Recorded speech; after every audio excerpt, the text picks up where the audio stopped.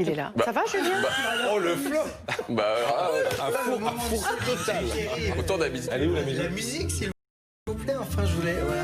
Nous étions quelques Voilà, bons c'était copains. sympa. Il y avait Fernand, Ah, il y avait Firmin, il y avait Francis et Sébastien. À vélo. Comme regarder Florian et Sabrina, c'était leur projet pour 2020. Alors tout avait bien démarré, mais évidemment stoppé net au mois de mars. Covid oblige, ils étaient alors à San Francisco, ils sont rentrés en France, mais ils se sont dit on veut reprendre notre projet. Alors ils l'ont repris, mais à l'échelle de la France. Alors regardez cette carte depuis début septembre. Ils parcourent le pays à travers différentes étapes avec une particularité.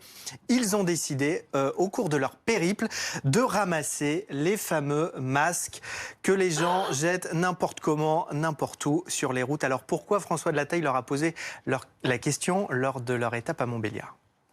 Dès le premier jour, on s'est rendu compte qu'en fait, il y avait une autre problématique, c'était celle des masques qu'on trouvait vraiment en grand nombre. Et on s'est dit, mais en fait, c'est plus intéressant de parler des masques que du reste des déchets, parce que les masques, ça prouve que ça fait que quelques mois qu'ils sont dans la nature. Donc ça prouve bien que on les jette depuis pas si longtemps et qu'on en trouve beaucoup. Donc ça prouve bien qu'il y a même des Français, on peut le prouver, qui jettent leurs déchets encore aujourd'hui.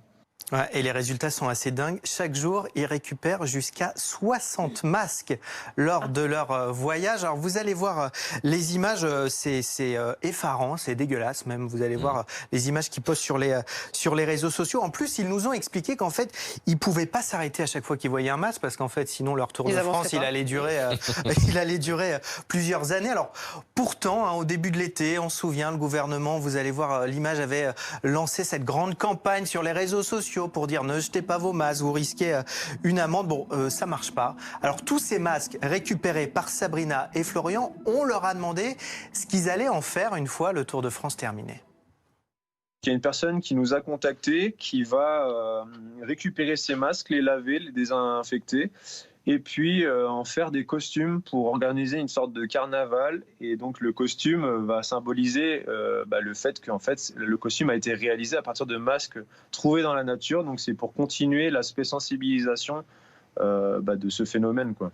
J'ai une solution. On a hâte de voir ça. J'ai une solution. En fait, pour éviter de jeter le masque, eh bien, il faut en avoir un permanent. Et Mathilde, qui travaille avec nous, elle a le meilleur masque. Lève ta tête, Mathilde. Voilà. Team PE. Voilà. Première édition. C'est le masque de première édition.